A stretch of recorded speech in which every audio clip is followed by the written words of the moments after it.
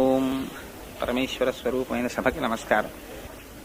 సర్వేశ్వరుని యొక్క నిర్హేతుకమైన కృపాకటాక్ష వీక్షణముల చేత జనవరి 1వ తారీఖున ప్రారంభించినటువంటి తిరుప్పావై ప్రవచనం ఏ విధమైనటువంటి సమస్య లేకుండా భగవదనుగ్రహంతో ఇవాళకి అనుకున్నట్టుగా పూర్తవుతోంది.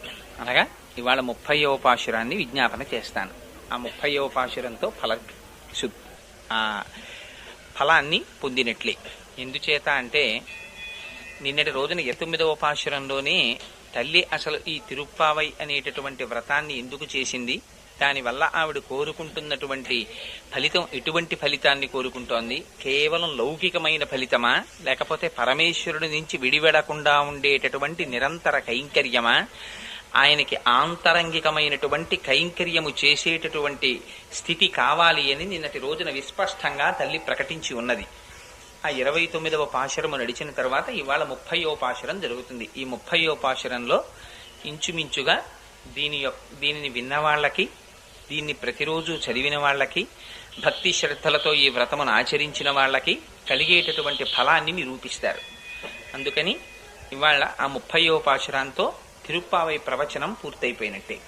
రేపటి రోజున సాయంకాలం 5 గంటలకి ఆ తల్లి ఎటువంటి కైంకర్యాన్ని అపేక్షించిందో, ఎటువంటి స్థితిని పొంది ఉన్నదో దాన్ని ఇక్కడ పరమ పవిత్రమైనటువంటి వేదిక మీద మనం ఆ గోదా కళ్యాణంగా కన్నులతో చూసి ఆ ఆనందాన్ని అనుభవిస్తాం. అందుచేత రేపు 5 గంటలకి గోదా కళ్యాణ కార్యక్రమం జరుగుతుంది.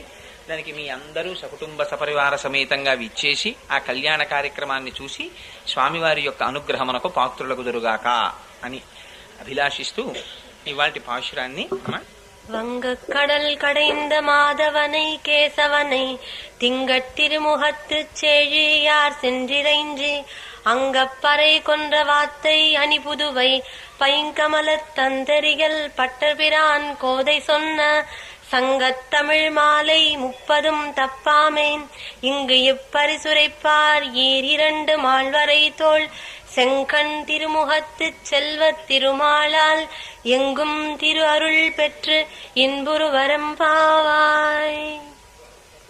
ఇవాల్టి పాట తెల్లంటుంది.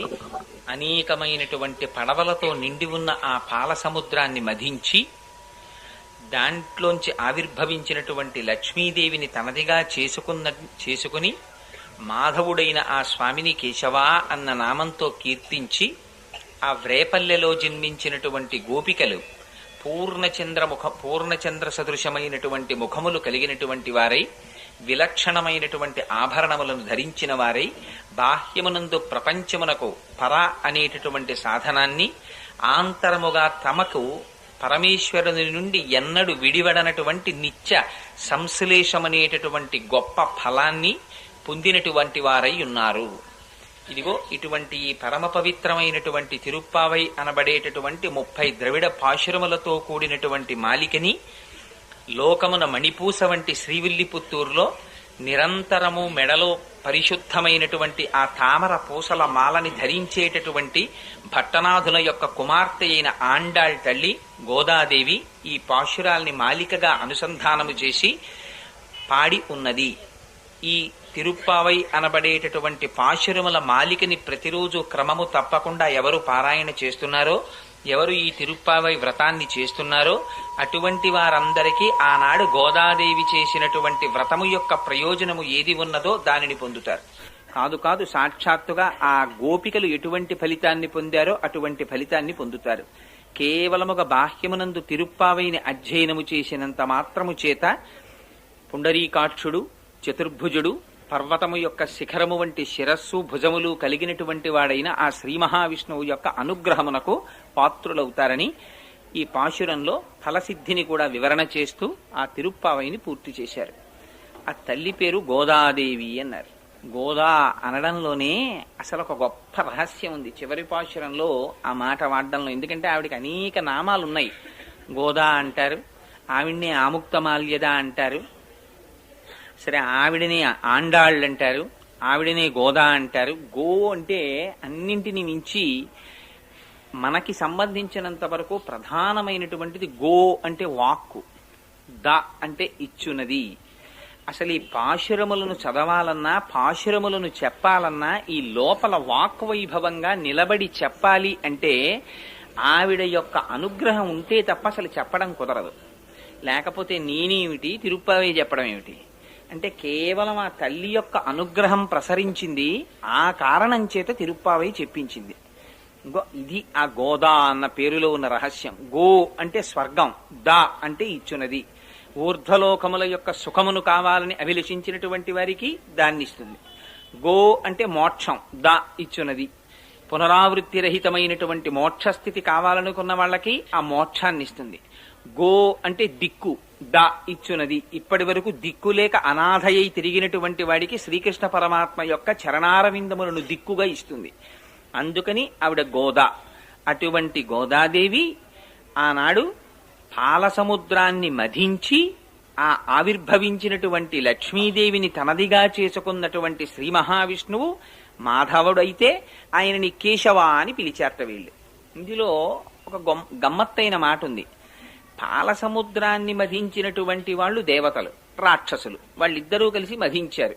ఎందుకు మధించారు అంటే దాని గురించి పోతన గారు భాగవతంలో చాలా విశేషమైనటువంటి వర్ణన చేసి ఉన్నారు. ఆ పాలవెల్లి లోపల అప్పటికప్పటికి మంద రాగము తిరిగన్ చప్పుడు నిండిన జాండము చెప్పిడిదే మజుని చెవులు చిందరగునియన్ అన్నారు. ఆ మందరగిరి పర్వతాన్ని దింపి ఆ పాల సముద్రంలో చిలుకుతుంటే ఆ వచ్చినటువంటి ధనికి బ్రహ్మగారి చెవులు చిల్లులు పడ్డాయిట. అబ్బా ఏమిట్రా ఇంత చప్పుడు, ఏం జరుగుతోందిరా అని అడిగట్టయిన. అంత బ్రహ్మాండంగా పాల సముద్రాన్ని చిలికారు. చిలికితే అందులోంచి లక్ష్మీదేవి ఆవిర్భవించింది. ఆ ఆవిర్భవించినటువంటి లక్ష్మీదేవిని తనదిగా స్వీకరించారు శ్రీ మహావిష్ణువు. మా అంటే లక్ష్మీదేవి. ఆవిడిని స్వీకరించడము చేత ఆవిడిని తన సొత్తుగా కలిగినవాడు కనుక, ఆవిడికి భర్త అయినవాడు కనుక ఆయనకి మాధవుడు అని పేరు. అయితే ఇక్కడ లక్ష్మీదేవి ఆవిర్భవించడానికి కారణం లక్ష్మీదేవి యొక్క ఉపాసనమా, లేక లక్ష్మీదేవిని తన భార్యగా పొందడంలో పరమాత్మ యొక్క కృప, పరమాత్మ యొక్క శ్రమ ఎక్కువగా ఉందా? ఒక్కసారి ఆలోచించండి. అందరికన్నా పెద్ద శ్రమ అసలు శ్రీ మహావిష్ణువుది, పరమేశ్వరుడిది. ఎందుచేత అంటే వాళ్ళందరికీ దేవతల పదవులు ఇచ్చారు. ఇస్తే వాళ్ళకి ఆ పదవులతో తృప్తి లేదు. ఆ పదవులతో తృప్తి లేకుండా వాళ్ళు ఎప్పటికీ బ్రతికి ఉండాలనుకున్నారు. అమృతత్వం కావాలనుకున్నారు. దానికోసం అమృతం కావాలనుకున్నారు. పాల సముద్రాన్ని చిలకాలనుకున్నారు. అందులోకి తీసుకొచ్చి మందరగిరి పర్వతాన్ని దింపాలనుకున్నారు. ఉంటుందా పర్వతం? ఆ పర్వతం మునిగిపోతుంది. అందుకని ఎంత దారుణమైన కోరిక కోరారంటే ఆ పర్వతం మునిగిపోతుందయ్యా, అందుకు ఆధారం కావాలి, నువ్వు వచ్చి పడుకో, నీ వీపు మీద ఈ మందరగిరి పెడతాం, పెట్టి దానికి వాసుకి అనేటటువంటి పావుని చుడతాం, దేవతలు ఒక పక్క దానవులు ఒక పక్క పట్టుకుని చిలుకుతాం, చిలికితే ఆ మందరగిరి తిరగాలి అటు ఇటు. తిరుగుతున్నప్పుడు ఈయన వీపు మీద ఉండి తిరిగితే ఆ వీపు ఏమైపోతుందండి? ఆ వీపు మీద చర్మం ఏమైపోవాలి? ఆయన ఏమైపోతున్నా, ఆయన ఎంత కష్టపడుతున్నా వాళ్ళకి అక్కర్లేదు. వాళ్ళు బతికుంటే వాళ్ళకి చాలు. దేవతలు కానివ్వండి, దానవులు కానివ్వండి, అంతే ఆ స్వార్థ ప్రవృత్తి. ఆయనది అంత త్యాగ ప్రవృత్తి.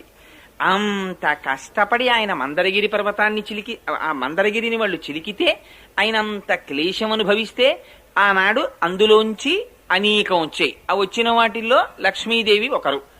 ఆ వచ్చినటువంటి లక్ష్మీదేవిని నువ్వు ఎవరిని చేపడతావు అని అడిగితే నేను శ్రీ మహావిష్ణువుకే ఇల్లాలిని అంది ఆవిడ.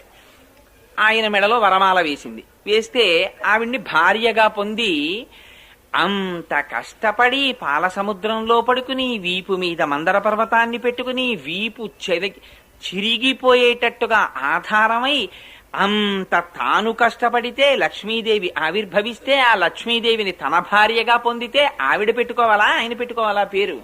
ఆయన పెట్టుకున్నారు. ఇంత గొప్ప లక్ష్మిని నేను భార్యగా పొందాను, నా అదృష్టం, అందుకని మాకి ధవుణ్ణి కాబట్టి నా పేరు మాధవుడు అన్నాడు. ఇది పరమేశ్వరుని యొక్క స్థితి ఎంత విచిత్రంగా ఉంటుందో చూడండి. ఎక్కడ ఎవ్వరూ చెయ్యడానికి ఇష్టపడని పనులన్నీ ఆయన చేస్తారు. చేసి అవన్నీ చాలా గొప్ప బిరుదుల కింద తనకి పెట్టుకుంటుంటారు. అన్నింటికన్నా హేయంగా పూర్వం భావింపబడినటువంటి పదవులు ఏమిటో తెలుసా అండి? రథసారథ్యం. రథసారథ్యం కొంచెం తక్కువ స్థాయి పదవిగా భావిస్తారు. కానీ అసలు యథార్థం ఏమిటంటే లోపల కూర్చున్నవాడు ఎంత గొప్పవాడైనా వాడి యొక్క ప్రాణరక్షణ భారం అంతా వాహనాన్ని చోదనం చేసేటటువంటి సారథి చేతుల్లో ఉంటుంది. వాడొక్క గడియ కునికాడనుకోండి, లోపల ఎంత పెద్దవాడు కూర్చున్నా సరే ఇంకా తరువాత ఎందుకు పనికిరాదు ఆ శరీరం, అలా తుత్తునీయలైపోతుంది. అంచేత వాహనంలో ఉన్నప్పుడు సారథిదే పూనిక. అటువంటి సారథి పదవి ఎవ్వరూ చెయ్యరు. ఎందుచేత అంటే అందులో యుద్ధంలో సారథి పదవి చేయడం అంటే కొంచెం ఇబ్బందికరమైన పదవి. ఎందుచేత అంటే కురుక్షేత్రం లాంటి యుద్ధాలు జరిగేటప్పుడు ఓహో ఎక్కడ చూసినా పెద్ద అల్లరి, గొడవ, అరుపులు, కేకలు, అట్టహాసం, ఆర్తనాదాలు వినపడుతుంటాయి. సారథి ఆ వెనకాతల ఉండేటటువంటి రథి యొక్క మనస్సును ఎరిగి రథాన్ని తీసుకెళ్ళాలి. ఆయన ఎవరితోనో యుద్ధం చెయ్యాలనుకుంటారు, ఆ మాట చెప్తూ ఉంటారు. రథం ఓ పక్క నుంచి వెళుతున్నప్పుడు కదిలేటటువంటి కదలిక, ఆ రథి ఏదో సౌకర్యంగా కూర్చుని యుద్ధం చేయరు. ఆయన లేచి నిలబడి తన చేతిలో గాంధీవాన్నో ఏదో ఒక కోదండాన్నో పట్టుకుని బాణాలు తీసి వేస్తుంటారు.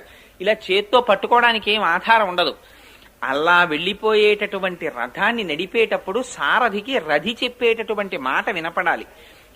ఒకరిని కొట్టారనుకోండి, అదిగో రథాన్ని కర్ణుడి వైపు తీసుకెళ్ళి అంటారు. వినపడలేదనుకోండి, ఈయన వికర్ణుడి వైపుకి తీసుకెళ్తే కుదరదు. అందుకని ఒక్కొక్కసారి వెనక్కి పిలవాల్సి వస్తే చేతిలో కోదండ ఉంటుంది, ఒక చేతిలో బాణాలు ఉంటాయి.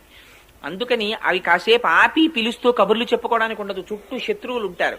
అందుకని అవసరమైతే ఒక్కొక్కసారి రథి ఏం చేస్తాడంటే తన పాదుక పెట్టి సారథి యొక్క డొక్కలో పొడుస్తాడు. పొడిస్తే అప్పుడు సారథి వెనక్కి తిరిగి చూస్తాడు. ఏమి ఎందుకని అడిగితే కర్ణుడి వైపుకు పోని అంటాడు, లేకపోతే దుర్యోధనుడి వైపుకు పోని అంటాడు. దాన్ని బట్టి రథం వెడుతుంది. కొట్టడం కూడా తిన్నగా రథిని కొట్టరు, ముందు సారథిని కొట్టేస్తారు. పతాకం కొట్టేస్తారు, గుర్రాల్ని కొట్టేస్తారు, తర్వాత సారథిని కొడతారు, తర్వాత రథాన్ని కొడతారు. అందుకని ఎక్కువ ప్రమాదం సారథికి ఉంటుంది. రథి బలహీనుడైతే ముందు పోయేవాడు సారథి. ఇలాంటి పదవులన్నీ ఆయన చేశాడు. ఆయన కర్మ చేసి పైగా అది పెద్ద గొప్ప కింద ఒక బిరుదు పెట్టుకున్నాడు ఆయన, పార్థ సారథి. అర్జునుడికి నేను సారథ్యం చేశానయ్యా. పార్థుడికి సారథ్యం చేస్తే పార్థుడు మేలు పొందాడా, శ్రీకృష్ణ పరమాత్మ మేలు పొందారా? అసలు అంత సైన్యాన్ని చూసేటప్పటికీ అమ్మ బాబోయ్ నేను యుద్ధం చెయ్యను, నాకు ఇందులో అన్నలు కనపడుతున్నారు, తమ్ముళ్ళు కనపడుతున్నారు, బంధువులు కనపడుతున్నారు, వీళ్ళందరినీ చంపేస్తే ఏమైపోతుందో, రేపు పొద్దున తజ్జనాలు పెట్టేవాళ్ళు ఉండరు, ఎందుకు వచ్చింది నాకు రాజ్యము వద్దు, యుద్ధము వద్దు, నేను ఇంటికి వెళ్ళిపోతున్నాను, నేను వెళ్ళిపోతున్నవాడిని యుద్ధ భూమిలో కూర్చోబెట్టి 18 అధ్యాయాలు భగవద్గీత చెప్పి విశ్వరూపం చూపించి ఆఖరికి నీకేమర్థమైందని అడిగి నష్టో మోహ స్మృతిర్లబ్ధ అంటే అయితే పద రథం ఎక్కని మళ్ళీ యుద్ధం చేయించి గెలుపు తెప్పించినవాడు ఆయన. ఇంత చేసి నేనేం చేశానండి, రథం తోలేనంతే అని పార్థసారథి అని బిరుదు పెట్టుకున్నాడు. ఇంకొక తక్కువ పదవిగా మనం భావించేది మెసెంజర్ పోస్ట్. సాధారణంగా ఆఫీసులో ఏ పోస్ట్ కన్నా తక్కువ పోస్ట్ ఏంటంటే ఫైల్ ఇక్కడి నుంచి అక్కడికి పట్టుకెళ్ళడం. మెసెంజర్ పోస్ట్ అంటే కొంచెం తక్కువ అనుకుంటాం మనం, కానీ అది చేశాడు ఆయన. పెట్టుకుని చేసి పాండవ దూత అని ఒక బిరుదం పెట్టుకున్నాడు. వాళ్ళ రాయబారం పట్టుకెళ్ళి అక్కడ చెప్పారు. పోనీ మిగిలిన వాళ్ళల్లా ఏదో వెళ్లి చెప్పేసి వచ్చేసేయడం కాదు, ఇంత కష్టపడి వెడితే ఆయన్ని బంధించి మట్టు పెట్టాలని చూశారు దుర్యోధనాదులు. అక్కడ విశ్వరూపం చూపించారు. పరమాత్మ ఎప్పుడూ కష్టం ఆయన తీసుకుంటారు, ప్రయోజనాన్ని ఇతరులకిచ్చి చూశారా వాళ్ళు ఎంత కష్టపడ్డారో నా కోసం అని చెప్పి వాళ్ళు కష్టపడినట్టుగా బిరుదు తాను పెట్టుకుంటారు. అది ఆయన యొక్క ఔదార్యానికి, భక్తుల పట్ల ఆయనకు ఉండేటటువంటి ప్రగాఢమైనటువంటి ప్రేమకి నిదర్శనం భగవానుడిది. అందుకని సహస్రం చెయ్యండి, అష్టోత్తరం చెయ్యండి అంటారు. ఎందుకు అంటే ఏదో గడగడ కూర్చుని ఆ పుస్తకం పట్టుకుని ఓ చదివేయమని కాదు. ఏకశబ్ద సమ్యజ్ఞాత సృష్ట ప్రయుక్త స్వర్గే లోకే కామదుగ్భవతి. ఆ చదవడం దగ్గరే జీవితం అంతా పాడు చేసేసుకోమని కాదు. నేను అంత మాట అన్నారేమిటండి మీరు అలా పాడు చేసుకోవడం అని అనుకోకండి. ఆ చదవడంలో కనీసం కొన్ని నామాలకు అర్థం తెలియాలి. తెలిస్తే విశ్వం విష్ణుర్వషట్కారో భూతభవ్య భవత్ప్రభు భూతకృద్భూత భృద్భావో భూతాత్మా భూతభావన అని చదివేటప్పుడు కొన్ని నామాలకు అర్థం తెలిస్తే ఆ నామం దగ్గరికి వెళ్ళేటప్పటికీ ఆహా నిజమే కదా, ఇదంతా స్వామి కటాక్షం కదా అని మనసు రమిస్తుంది. అదిగో అలా మనస్సు ఎక్కడ నిలబడుతుందో అసలు అది ఫలితం. అందుకని ఇవాళ చిట్ట చివరికి వచ్చేటప్పటికీ ఈ విషయాన్ని చెప్తున్నారు.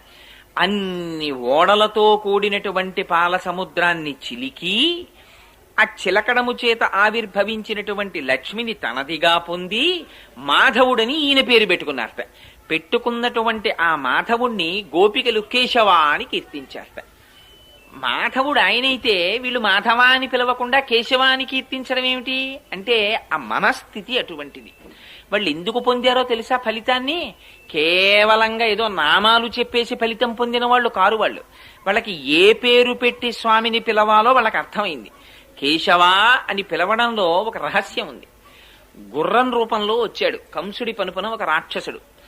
గుర్రాన్ని ఆవహించి వచ్చాడు కనుక ఆయనకి కేశి అని పేరు. ఆ కేసిగా వచ్చి స్వామివారి మీద పడ్డాడు సంహరిద్దామని. స్వామి ఆ రోజున తన చేతిని కాల్చిన ఇనప స్తంభంలా తయారు చేసి ఆ గుర్రం యొక్క నోట్లోకి పెట్టారు. పెడితే ఆ గుర్రం మరణించింది.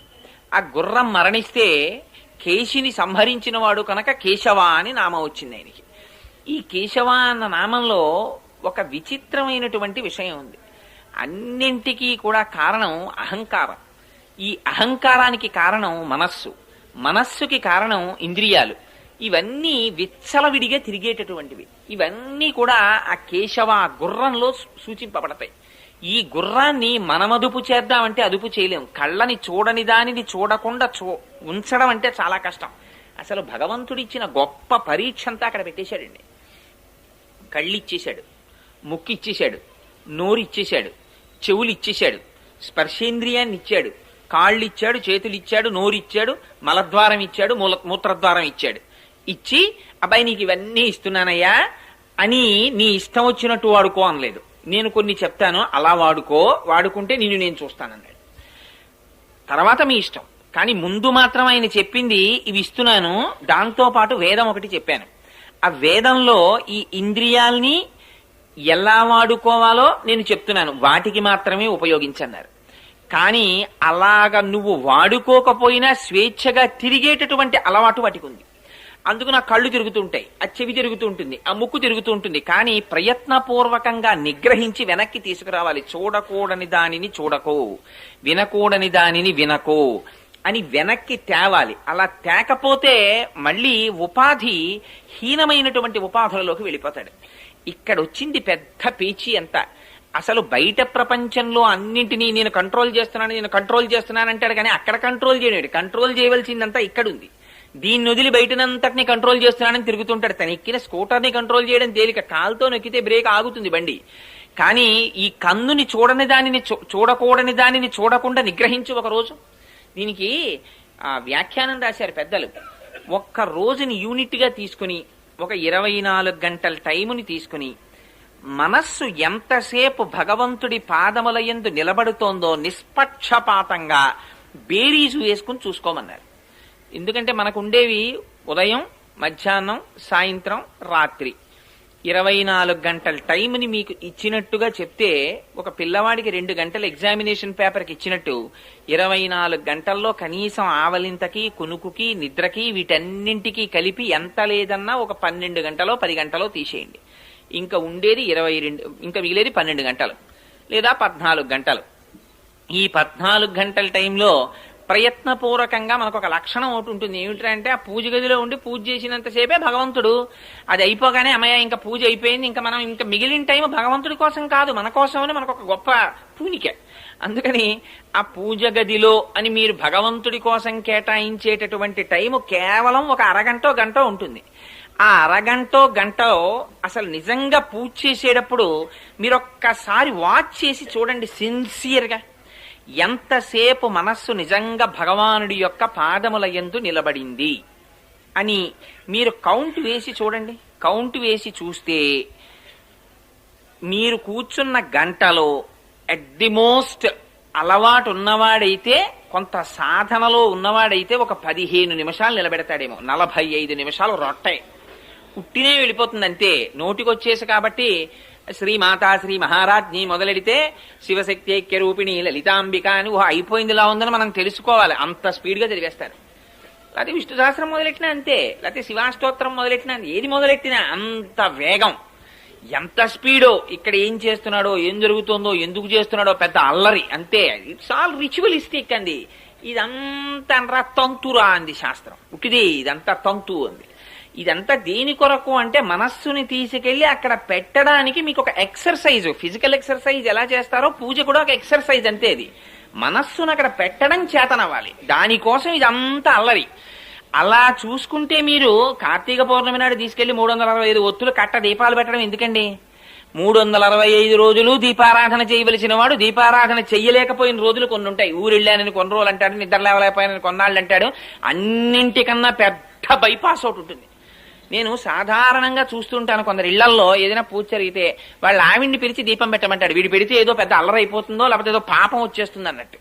ప్రయత్నపూర్వకంగా యజమాని దీపం పెట్టడం ఉండదు. చాలా చోట్ల పూజ అంటే ఏమిటానండి ఆవిడ చేరస్తాం, ఆవిడ చేసుకుంటుంది అంటాడు. ఆవిడ అనుభవిస్తుంది. నీకు ఇంత తక్కువ కదా, నీకు ఇచ్చిన టైం వేస్ట్ అయిపోతుంది. కానీ అలా అనడంలో నువ్వేం పోగొట్టుకుంటున్నావో నీకు తెలియట్లేదు. చెయ్యవలసింది యజమాని. యజమాని నిద్రపోయి పైగా శాస్త్రం నిర్దాక్షిణ్యంగా చెప్పేసింది. యజమాని చేసిన దాంట్లో సగం వంతు భార్య ఖాతాలో పడిపోతుంటుంది. ఎందుకంటే వీడికి ఆహారం పచనం చేస్తోంది ఆవిడ. అందుకని యోగ్యుడైన భర్త దొరికితే ఆవిడ ఏమీ చేయకపోయినా ఆవిడ ఖాతాలోకి వెళ్ళిపోతుంది సగం పుణ్యం. కానీ భార్య మిగిలిన టైంలో ఆవిడ ఏమైనా చేసుకుంటే అందులోంచి 5 పైసలు పుణ్యం వీడికి రాదు. ఓటీ ఆవిడ చేసుకుంది. ఎందుకని నీకు చేసి మిగిలిన టైంలో ఆవిడ చేసింది, అందులో ఆవిడకే వెళ్ళిపోతుంది. అందుకని సరి అయిన భర్త దొరికినటువంటి స్త్రీకి భార్య భర్తల శరీరం పడిపోయిన తర్వాత పుణ్యం ఎక్కువ అసలు భార్య ఖాతాలోకి వెళ్ళిపోతుంది. ఇది వీడు చేసిన దాంట్లో సగం ఆవిడ ఖాతాలోకి వెళ్ళిపోతుంది. అందుకని 7 తరాలు అటు ఇటు చూసి పెళ్లి చేయడం. అందుచేత ప్రయత్నపూర్వకంగా చెయ్యాలి అనుష్ఠానం అనేటటువంటిది. లేకపోతే ఇంద్రియాలు వినవు, చాలా కష్టం.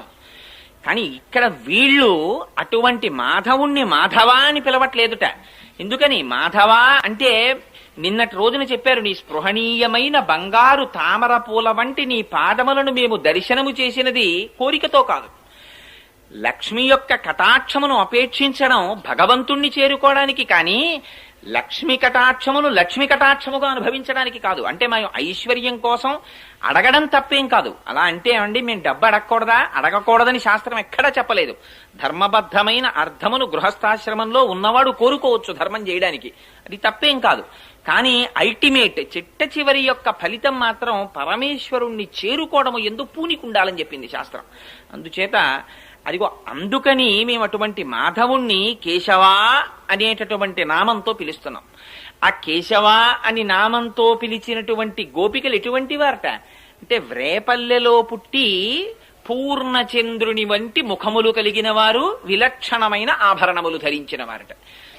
వాళ్ళు పుట్టింది వ్రేపల్లెలో. వ్రేపల్లె అంటే కేవలం గొల్లవాడ. అక్కడ జ్ఞానానికి కానీ కర్మకి కానీ అనుష్ఠానమునకు కానీ గురు శుశ్రూషకి కానీ పెద్ద సానుకూల్యమైన ప్రదేశము కాదు. అయినప్పటికీ వాళ్ళు నిన్న చెప్పారే, వాళ్ళు మాకున్న పుణ్యమేమిటి, నువ్వు జన్మించడమే మా పుణ్యం. సాక్షాత్తుగా శ్రీకృష్ణ పరమాత్మయే అక్కడ జన్మించారు. ఆ జన్మించినటువంటి పుణ్యము చేత ఆ కృష్ణుడి పాదములను ఏ కోరిక లేకుండా కేవలము కైంకర్యము తప్ప వేరొకటి అపేక్షించని స్థితిలో నిలబడి ఉన్నారు కనుక వారికి ముఖాలు చాలా తృప్తిగా ఆనందదాయకంగా ఉన్నాయిట. అందుకని పూర్ణచంద్రుడి ముఖంలా ఉన్నాయిట. ఈ ముఖాలు ఎక్కడుంటాయో తెలుసా అండి? గోపికలను అడ్డు పెట్టి చెప్పారు. కానీ సంసారమునందు మగ్నులయ్యేటటువంటి వాళ్ళ ముఖాలు ఎప్పుడు ఆకర్షణ వికర్షణ, సుఖము దుఃఖము, ఒకనాడు ప్రీతి ఇంకొకనాడు అప్రీతి, ఇవన్నీ ఉంటాయి. భగవంతుని యొక్క విరోధ శబ్దం వినపడితే ముకుళించుకునే ముఖాలు, భగవంతుడి పేరు చెప్పగానే వికసించేటటువంటి ముఖాలు భక్తులవైతే అసలు ఆ ఆకర్షణ వికర్షణ ద్వంద్వములు సుఖదుఖములు లేకుండా ఎప్పుడూ ప్రసన్నంగా ఆనందంగా ఇలా ఉండే ముఖాలు బ్రహ్మవేత్తలకు ఉంటాయి. వాళ్ళు బ్రహ్మమును తెలుసుకుని బ్రహ్మమునందు రమిస్తూ బ్రహ్మము కన్నా భిన్నము కాని స్థితిలో ఉంటారు. కాబట్టి వాళ్ళు ఎప్పుడూ ఆనందమే. యోగరతో వా భోగరతో వా సంగరతో వా సంగవిహీన యస్య బ్రహ్మణి రమతే చిత్తం నందతి నందతి నందత్యేవా అంటారు శంకరులు. ఎప్పుడూ ఆనందమే. అందుకని చాలా ప్రసన్నమైన ముఖాలతో ఉన్నారట. వాళ్ళు విలక్షణమైనటువంటి ఆభరణములు ధరించారట. ఈ ఆభరణములు మీరు బయట కొనుక్కుందామంటే దొరికేటటువంటి ఆభరణాలు కావుట వాళ్ళు పెట్టుకున్నవి. ఎందుకని విలక్షణమైన ఆభరణాలు అంటే వాళ్ళు పొందినది సారూప్యముక్తి. అంటే భగవానుడు ఎటువంటి స్వరూపాన్ని పొంది ఉంటాడో వాళ్ళు కూడా అటువంటి స్వరూపాన్నే పొందుతారు. అక్కడ స్త్రీ పురుష వివక్ష ఉండదు. గోపకాంతలని గోపాలబాలురని ఈ జెండర్ కి సంబంధించి స్త్రీలింగం పుంలింగం ఇవన్నీ మామూలు లౌకిక ప్రపంచంలో.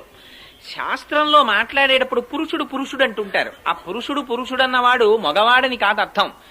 పురుషుడంటే పురి అంటే ఈ శరీరమునందు ఉన్నటువంటి వాడికి పురుషుడని పేరు. అలాగే ఒక్కొక్కసారి భగవంతుణ్ణి చేరాలి, ఆయన పురుషుడు అంటారు. ఆయన పురుషుడు అన్నప్పుడు మరి మేము పురుషుణ్ణి ఎలా పొందుతామండి, మేము మొగాళ్ళం కదా అనడానికి వీల్లేదు. ఆధ్యాత్మ శాస్త్రంలో అక్కడ అందరూ స్త్రీలే, ఆయన ఒక్కడే జగద్ధర్త. ఆయనని మిగిలిన వాళ్ళందరూ పొందాలి. అందుకని పతిం విశ్వస్యాత్మేశ్వరగం శాశ్వతగం శివమచ్యుతం, ఆయన ఒక్కడే పతి, మిగిలిన వాళ్ళందరూ సతులు. అందుకని ఇక్కడ గోపికలు దాల్చినటువంటి విలక్షణమైన ఆభరణములు అంటే వైరాగ్యమనే ఆభరణాల్ని ముందు పెట్టుకున్నారు. దానివల్ల ఇవాళ సారూప్యముక్తిని పొంది చతుర్భుజుడైనటువంటి శ్రీ మహావిష్ణువు ఎటువంటి ఆభరణములను ధరిస్తారో అటువంటి ఆభరణములను ధరించినటువంటి వారై ఉన్నారు ఇవాళ. అందుకని అవి బయట చూస్తే దొరికేవి, బయట కనపడేటటువంటి ఆభరణాలు కావు. భగవంతుణ్ణి కోరుకుని భగవంతుని యొక్క అనుగ్రహాన్ని అపేక్షించి ఆయన నుంచి విడివడనటువంటి కైంకర్యాన్ని అడిగారు కనుక 29వ పాశురంలో 30వ పాశురంలోకి వచ్చేటప్పటికి వాళ్ళు అటువంటి ఆభరణాలని ధరించారు. అంటే ఇంకా ప్రత్యేకం తిరుప్పావైలో వాళ్ళు మార్గశీర్ష స్నానం చేసినట్టు కాని వాళ్ళు పరని పొందినట్టు కాని చెప్పరిహ. అంటే ఏమిటి దాని అర్థం? ఆ విలక్షణమైన ఆభరణములను దాల్చారో అనడములోనే వాళ్ళు సారూప్య మోక్షాన్ని పొందేశారు. పొంది లోకము కోసమని పర అనే ఆభరణాన్ని పొందారట. వాళ్ల కోసం మాత్రం వాళ్ళు అడిగింది భగవంతుని నుంచి విడివడకుండా సర్వకాలముల యందు ఆయనతోనే ఉండి ఆయన కైంకర్యము చేసేటటువంటి భాగ్యాన్ని అడిగారు. ప్రపంచం దృష్టిలో పర పర పర అంటూ ఉంటారు మొదటి పాశురం మొదలెట్టినప్పటి నుంచి. అక్కడే వ్యాఖ్యానంలో చెప్పేశారు అసలు పర అంటే గుండెలకి కట్టుకుని వాయిస్తూ పాట పాడేది. అందుకని నిజంగా వాళ్ళు కోరుకున్నది ఏదో గుండెలకి కట్టుకుని తప్పెట అడగట్లేదు. వాళ్ళు అందులో వాచిక మానసిక కాయిక కైంకర్యములు ఏకరూపముగా ఉండి భగవంతుని యొక్క కైంకర్యము చేసేటటువంటి స్థితిని వాళ్ళు అపేక్షిస్తున్నారు అని. అందుకని బాహ్యమునకు పర, ఆంతరమునందు కైంకర్యమనేటటువంటి దాన్ని పొందినటువంటి వారై ఉన్నారట. దీన్ని ఈ తిరుప్పావై అనేటటువంటి వ్రతాన్ని చేసినటువంటి తల్లి ప్రపంచమంతటిలోనూ మణిపూస వంటి శ్రీవిల్లిపుత్తూరులో జన్మించినటువంటి గోదాదేవిట. ఏమిటి ఎందుకు అంత మాట వెయ్యడం అంటే ఆ శ్రీవిల్లిపుత్తూరు ప్రపంచంలో మణి వంటిది అనడానికి ఒక రహస్యం ఉంది. మొట్టమొదట ఈ భూమి అంతా కూడా సముద్రంలో మునిగిపోతుంటే ఆనాడు రాక్షసులు దీన్ని చాప చుట్టినట్టు చుట్టి పట్టుకుపోతుంటే వరాహమూర్తి భగవానుడు నీళ్లల్లోకి ప్రవేశించి ఆ రాక్షసుల్ని దునుమాడి తన మూపురమున ధరించి భూమిని పైకెత్తారు. పైకెత్తిన తరువాత భూదేవిని పైకెత్తారు కాబట్టి భూమిని భరించారు కాబట్టి భూమి ఆయనకి భార్య, ఆయన భర్త. అందుకని ఆ భూమిని యథాస్థితిలో ఉంచి తన అవతార సమాప్తి చేసే ముందు భూదేవిని అడిగారు, నీకు ఇంకేమైనా కోరికుందా అని. అడిగితే భూదేవి ఆనాడు ఒక కోరిక కోరింది. స్వామి, నువ్వు ఇవాళ ఏ రూపంలో ఉన్నావో అదే రూపంతో నాతో కొంతకాలము పాటు గడపవలసినది అని అడిగింది. తప్పకుండా అలాగే గడుపుతానని ఆదివరాహమూర్తి అవతారములో ఉన్నప్పుడు భూదేవితో కలిసి దక్షిణ భారతదేశంలో ఇప్పుడు శ్రీవిల్లిపుత్తూర్ అన్న క్షేత్రము ఎక్కడుందో అక్కడ ఉన్న అడవులలో స్వామి భూదేవితో కలిసి తిరుగుతుండేవారట. భగవానుడు ఎక్కడ ఏ రూపంలో ఉన్న యోగులు గుర్తిస్తారు. అందుకని అవతారమును దాల్చి అంటే అక్కడే ఉన్నాడా, అంతటా ఉన్నవాడు అక్కడ కనబడతాడు. ఇప్పుడు కరెంట్ ఉంది, కరెంటు ఇదంతా కరెంట్ ఉంది, తీగలంతా కరెంట్ ఉంది, కానీ ప్రస్ఫుటంగా ఎక్కడ కనపడుతోంది? ఈ లైట్ లో కనపడుతోంది. అంటే ఈ లైట్ లోనే కరెంట్ ఉందండి, ఆ తీగల్లో కరెంట్ లేదంటే ముట్టుకుంటే తెలుస్తుంది. అందుకని ముట్టుకోకూడదు. ఇక్కడ ఇలా దీపం ఉంది కాబట్టి ప్రస్ఫుటంగా తెలుస్తోంది విద్యుత్ ఉందని. అంత మాత్రం చేతి ఇదంతా లేదనే, ఆ వైరంతా ఉంది విద్యుత్తు. అలా ఒక్కొక్క నాడు భగవానుడు ఒక్కొక్క చోట అవతారమూర్తి ప్రస్ఫుటంగా కనపడతాడు. అలా ఆదివరాహమూర్తిగా ఆయన అరణ్యములలో సంచారము చేస్తున్నప్పుడు యోగులందరూ అక్కడికి చేరారు. చేరి వాళ్ళు భూదేవి సహిత ఆదివరాహ స్వామిని చాలా కాలము పాటు సేవ చేశారు. ఇలా ఈ విషయం తెలిసి మునులు, మహర్షులు, ఋషులు, యోగులు అన్ని లోకాల నుంచి అక్కడికి చేరిపోయారు. చేరిపోవడంలో అదొక పెద్ద పట్టణం అయిపోయింది. అదొక పెద్ద పట్టణం అయిపోయిన తర్వాత క్రమక్రమంగా ఆదివరాహమూర్తి యొక్క స్వరూపాన్ని చూసి ఆయన అవతార పరిసమాప్తి చేయవలసినటువంటి సమయం వచ్చింది. అందుకని ఋషుల నోటి వెంట ఒక మాట వచ్చింది, స్వామి నువ్వు ఆదివరాహమూర్తిగా కాకుండా వేరొక స్వరూపంతో కనపడు అని అడిగారు. అడిగితే ఆయన వెంటనే వటపత్రశాయిగా మారారు. మారి ఆ ఆదివరాహమూర్తి యొక్క స్వరూపం ఆ వైకుంఠనాథుడిలోకి చేరిపోయింది. చేరి ఆయన శ్రీవైకుంఠానికి వెళ్ళిపోయారు. భూదేవికి భూమి యొక్క అధిష్టాన దేవత అయినటువంటి భూదేవి కూడా ఆయన పాదముల దగ్గర కూర్చుని పాదములు ఒత్తుతూ ఉంటుంది. అలా వెళ్ళిపోయే ముందు ఒక విచిత్రం జరిగింది.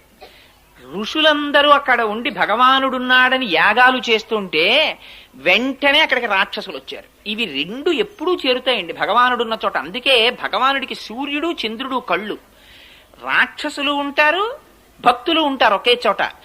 ఆ రాక్షసుల పట్ల సూర్యుడనే కన్నుతో చూస్తుంటాడు తేజోవంతంగా, భక్తుల పట్ల చంద్రుడనే కన్నుతో చూస్తుంటాడు ప్రశాంతంగా. అందుకే గోపికలు పూర్ణచంద్రుడి వంటి ముఖంతో ఉన్నారంటే భగవంతుని యొక్క అనుగ్రహాన్ని పొందారు వాళ్ళు. రాక్షసులు వచ్చి ఆ మహర్షుల్ని వేధిస్తున్నారు, రక్తమాంసాల్ని తెచ్చి యజ్ఞగుండాల్లో పడేస్తున్నారు. ఈ ఋషులందరూ ఆ అరణ్యంలో తిరుగుతున్నటువంటి ఆదివరాహమూర్తి పాదములు పట్టి ప్రార్థించారు, స్వామి నీ అవతార పరిసమాప్తి అయిపోతోంది, ఈ రాక్షసుల్ని దునుమాడమని. ఆయన అన్నారు, ఈ మాత్రం రాక్షసుల్ని దునుమాడడానికి నేను రావలసిన అవసరం లేదు, నా సుదర్శనాన్ని పంపిస్తున్నానన్నారు. వెంటనే ఆ చక్రం బయలుదేరి వచ్చింది. వచ్చి అందులో అన్నారు, ఆ వ్యాఖ్యానంలో ఒక విచిత్రమైన మాట రాశారు. అదిట ముందు ఎవరిని చంపిందంటేట ఆ రాక్షసుల యొక్క రథముల చక్రములను పడగొట్టిందిట. ఎందుకంటే మీరు చక్రాలు నేను చక్రాలు ఏమిటే, ఇన్ని చక్రాలు ఉండడానికి వీల్లేదు, ఒక చక్రమే ఉండాలని ముందు చక్రాలు పడగొట్టిందిట. రథాలు పడిపోతే వాళ్ళందరూ కింద పడ్డారట. కొన్ని కోట్ల మంది రాక్షసుల్ని సంహరించేసిందిట చక్రం. సంహరించేస్తే దాని నిండా రక్తం మాంసం అంటుకుపోయి మళ్ళీ స్వామి ధరించడానికి అనుకూలమైన స్థితిని పొందడానికి ఆనాడు ఆదివరాహమూర్తి వరుణుణ్ణి పిలిచారట. పిలిచి ఒకసారి చక్రం కడగాలి, ఇక్కడ ఏదైనా నీటిని ఏర్పాటు చేయమన్నారు. స్వామి సుదర్శనాన్ని కడగడానికి సామాన్యమైనటువంటి నీళ్ళేమిటి, గంగా యమునా సరస్వతుల్ని పిలుస్తున్నానని గంగా యమునా సరస్వతుల్ని పిలిచారట. అదే తిరుముక్కోళ తీర్థము అని శ్రీవిల్లిపుత్తూరులో తీర్థం ఏర్పడింది. అందులో సుదర్శనాన్ని కడిగారు. అందుకని ఆ తీర్థంలో స్నానం చేసినటువంటి వాళ్ళకి ఆధ్యాత్మిక జ్ఞానం వస్తుంది అంటారు. సుదర్శనం అంటే మంచి దర్శనము. సుదర్శనాన్ని కడిగారు కనుక దీనితో చూసేటటువంటి దర్శనం ప్రపంచాన్ని చూస్తుంది. ఇక్కడి నుంచి ఆంతరనేత్రంతో చూసేటటువంటి దర్శనం పరమాత్మని చూపిస్తుంది. అది సుదర్శనం కడగడం. అందుకని ఆ కోనేటిలో స్నానం చేస్తారు. సరే, ఆదివరాహమూర్తి తిరిగి వైకుంఠనాథుడిగా వెళ్ళిపోయారు. ఇక్కడ శేషసాయిగా ఆయన అంశ ఉండిపోయింది. అదే మున్నూరు దేవాలయం అని కృష్ణమూర్తి గుడి ఉండిపోయింది శ్రీవిల్లిపుత్తూరులో. అప్పటికి దాని పేరు శ్రీవిల్లిపుత్తూరు కాదు. వెళ్ళిపోయి ఉండగా ఒకనాడు భూదేవి ఆయన పాదములొత్తుతూ ఎందుకో ఒక ప్రశ్న వేసింది. స్వామి, మీకు అనేక రకములైనటువంటి కైంకర్యములు జరుగుతుంటాయి కదా, పుష్పార్చన చేస్తారు, తులసితో అర్చన చేస్తారు, అభిషేకం చేస్తారు. అసలు ఈ అర్చనలన్నింటిల్లో మీకు ప్రీతిపాత్రమైన అర్చన ఏది అని అడిగింది. అడిగినది భూదేవి అడిగింది కనుక ఆయన అన్నారు, నాకు పుష్పార్చన ప్రీతి అన్నారు. పుష్పాలు ఎక్కడి నుంచి రావాలి? భూమిలోంచి రావాలి. అందుకని అడిగిన వాళ్ళని ప్రీతి చెందించడం ఆయన యొక్క కోరిక. అందుకని పుష్పములంటే నాకు ప్రీతి అన్నారు. పుష్పార్చన చేత ప్రీతి చెందుతానన్నారు. అసలు ఆయన అడిగిన పుష్పాలు బాహ్య పుష్పాలు కావు. అహింస ప్రథమం పుష్పం, పుష్పమింద్రియ నిగ్రహ, సర్వభూత దయా పుష్పం, క్షమా పుష్పం, విశేషత జ్ఞాన పుష్పం, ధ్యాన పుష్పం, తప పుష్పం తు సత్తమం, సత్యమష్ట విధం పుష్పం విష్ణో ప్రీతికరం భవేత్ అని ఆ పుష్పాలు. అందుకని ఆ పుష్పార్చన ఇష్టమన్నారు. అయితే నేను పుష్పార్చన చెయ్యాలనుంది కొంతకాలం, మీకు ఎక్కడ జన్మించనని అడిగింది.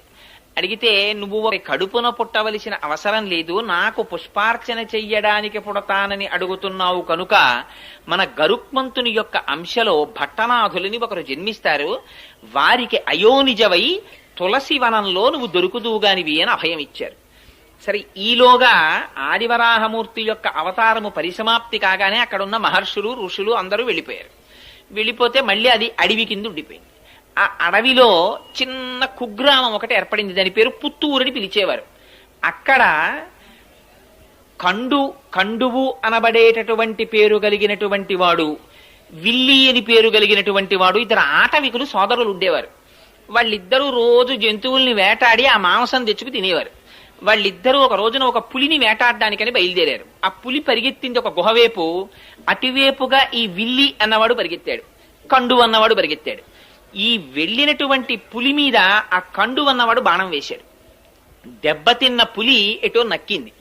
దానికోసం విల్లి వెతుకుతున్నాడు, కండువు వెతుకుతున్నాడు. ఆ దెబ్బతిన్న పులి పొంచి ఉండి ఒక్కసారి కండువు మీద పడి వాడి మెడ కొరికి చంపేసింది. చంపి గుహలోకి పారిపోయింది. ఈ విల్లి ఆ చనిపోయినటువంటి కండువు శరీరం మీద పడి ఏడుస్తున్నాడు, అయ్యో నువ్వు పులి చేతిలో మరణించావని. అక్కడే ఉంది ఆలయం, అందులో ఉన్నారు స్వామి. వీడి ఏడుపు విని బాధ చెంది ఆయన బయటికి వచ్చారు. ఒక ముసలి బ్రాహ్మణ రూపంలో వచ్చి, ఏమయ్యా నీ తమ్ముడి గురించి అంత విలపిస్తున్నావు, నీ తమ్ముణ్ణి బ్రతికిస్తాను, ఈ ఆలయం ఒక చిన్న గుడి కడతావా అని అడిగారు. అంటే భగవానుడు రాబోయేటటువంటి విషయాల్ని ఉద్ధరించడానికి ఇప్పటి నుంచే ఆయనకు ఒక ప్రణాళిక ఉంటుంది. అందుకని గుడి కడతావా అన్నారు. అంటే ఆయన అన్నాడు తొందరలో, అలాగే కడతాను కానీ ముందు నా తమ్ముడిని బతికిస్తే కడతానన్నాడు. నువ్వు కట్టు తమ్ముడిని బతికిస్తానన్నారు. కాదు ముందు తమ్ముడిని బతికించు నేను కడతానన్నారు. సంకల్పం చేస్తే ఎంతసేపు అండి, ఆ పిల్లాడు ఆయన బతికాడు. ఇప్పుడు గుడి కట్టన్నారు. అప్పుడు అన్నాడు, అయ్యో మా తమ్ముడి కోసం అన్నాను కానీ గుడి కట్టడానికి డబ్బులు ఉండాలి, వేటగాడిని నా దగ్గర డబ్బు ఎక్కడుంది అన్నాడు. ఆయన అన్నారు, గుహలో పులి దూరింది కదా, లోపలికి వెళ్ళి పులిని చంపు, ఆ గుహలో నిధులున్నాయి, ఆ నిధి పట్టుకొచ్చి గుడి కట్టన్నారు. అంటే ఈ విల్లి అనేటటువంటి వాడు ఆ గుహలో దూరి పులిని చంపి నిధిని తెచ్చి గుడి కట్టాడు. అది పుత్తూరు అనబడేటటువంటి కుగ్రామం విల్లి అనేటటువంటి వాడి చేత దేవాలయ నిర్మాణం భగవంతుని పనుపున జరిగింది కాబట్టి విల్లిపుత్తూరైంది. ఆ విల్లిపుత్తూరుకి గరుడుని యొక్క అంశలో భట్టనాథులు వచ్చారు. ఆ భట్టనాథులే పెరియాళ్వార్. ఆ పెరియాళ్వార్ ఒకనాడు పుష్పవాటిక పెంచుతుండగా తులసివనంలో భూదేవి యొక్క అంశలో ఆ గోదాదేవి ఆవిర్భవిస్తే ఆ పిల్లని చూశారు ఆయన. అయ్యో చిన్న పిల్ల ఈ పొదలో దొరికింది అని, ఆయనకి ఏది పూల మొక్కలలో దొరికినా అది కూడా పువ్వే, అందుకని పట్టుకెళ్లి కృష్ణుడు గుళ్ళో పెట్టేశారు. పెట్టేస్తే అశరీరవాణి పలికింది. పైగా అక్కడున్న భక్తులలో ఒకరి మీదకి ఆవహించి ఆనాడు శ్రీ మహావిష్ణువు మాట్లాడారు. నా అనుగ్రహవశం చేత అయోనిజగా జన్మించింది ఆవిడ భూదేవి అంశ, కన్న తండ్రిలా నువ్వు పాలించన్నారు. సరే అని తీసుకొచ్చారు, భార్యకి ఇచ్చారు. ఆ పిల్ల పెరిగి పెద్దదవుతోంది, మంచి యవ్వనంలో ప్రవేశించింది. నువ్వు పుష్పవాటికకి రాకు, యవ్వనంలో ఉన్నావు కదా, బయట తిరగకూడదు, నువ్వు ఇంట్లో ఉండి పుష్పమాలలు కట్టు, నేను పువ్వులు తెస్తానన్నారు. సరే మీకు తెలిసి ఇంకా కథ. ఆయన పువ్వులు తెచ్చేవారు, ఈవిడ పువ్వులు కడుతుండేది. కట్టిన తరువాత తండ్రి గారు చూడకుండా ఆ పుష్పమాల తన మెడలో వేసుకుని జడలో పెట్టుకుని ఒకసారి నూతులో చూసుకుని ఓసారి అద్దంలో చూసుకుని ఆ పుష్పమాల తీసి బుట్టలో పెట్టేది. ఈ పుష్పమాల పట్టుకుని ఆయన కృష్ణ పరమాత్మకు పట్టుకెళ్లేవారు. అర్చకులు ఆ పుష్పమాల అలంకారం చేద్దామని తీస్తే అందులో మామూలుగా పువ్వుకుండవలసినటువంటి వాసన కన్నా కూడా దివ్యమైన పరిమళం కనపడింది. ఇడు మల్లె పువ్వులా కాకుండా ఇంత పరిమళాలు వస్తున్నాయి ఏమిటి పువ్వులని, బహుశా ఇదంతా భట్టనాథుల యొక్క తపఫలితం అయి ఉంటుంది, ఆయనకున్న కైంకర్యనిష్ట అయి ఉంటుంది అనుకున్నారు. ఏమిటి ఇంత వాసన అర్చకులు మార్చి మార్చి ఆ పూలదండని చూస్తుంటే అందులో దీర్ఘకేశం కనపడింది, అంటే పొడుగాటి వెంట్రుక. ఆ పొడుగాటి వెంట్రుక చూసి ఇది స్త్రీలదే అని గుర్తించారు. స్త్రీల వెంట్రుక పూలదండలోకి ఎందుకు వచ్చింది? భట్టనాథులు వేరొక స్త్రీ అలంకరించుకున్న దండ పట్టుకురారు కదా, కానీ అడగడానికి ఆయన సామాన్యులు కారు, బాగుండదని దండను అలంకారం చేసేశారు ఆ వెంట్రుకని తీసేసి. అసలు అన్నింటిలోకి చాలా హీనమైనది ఏమిటంటే పూజా మందిరంలోకి కానీ పూజ చేసే పదార్థాల్లో కానీ వెంట్రుక రాకూడదు. అయ్యి బాబోయ్, మార్కండేయ పురాణంలో దానికి ఎంత శుద్ధి చెప్పారో ఆ వెంట్రుక వస్తే. అందుకని ఇవిడి వెంట్రుక ఉందని వెంట్రుక తీసేసి అలా ఇలా 3 నెలలు జరిగింది. జరిగితే ఇది చర్చ పెరిగిపోయింది అర్చకుల్లో. రోజు దీర్ఘకేశం వస్తోంది, భట్టనాథులు అలాంటి వాళ్ళు కారు, పైగా వెంట్రుకకి సువాసన ఉంటోంది, ఏమిటి విచిత్రం అని. సరే 3 నెలలు అయిపోయిన తరువాత ఒక రోజున మళ్ళీ అటువంటి పుష్పమాల వచ్చింది. వచ్చేటప్పటికి వాళ్ళు ఇంకా ఉండబట్టలేక భట్టనాథుల్ని పిలిచి అడిగారు, ఇలా 3 నెలల నుంచి వస్తున్నాయి పూలదండలు, నిజం చెప్పండి, ప్రతిరోజు వెంట్రుకలు ఉంటున్నాయి, ఎవరు అలంకరించి తెస్తున్నారని. మహాప్రభో, నాది పొరపాటు, నేను ఎప్పుడు ఎవరు అలంకరించినవి తేలేదు, ఈ పుష్పవాటికని పుష్పాలంకృతిని నమ్ముకుని బతుకుతున్న వాడిని నన్ను నమ్మండని ఆయన పుష్పమాలని వెనక్కి తీసుకెళ్లిపోయారు. ఆ రోజున తీసుకెళ్లిపోయి ఎవరు అలంకరించుకుంటున్నారు అని కొంచెం ఆలోచించి చూస్తే తన కూతురే అలంకరించుకుంటారు.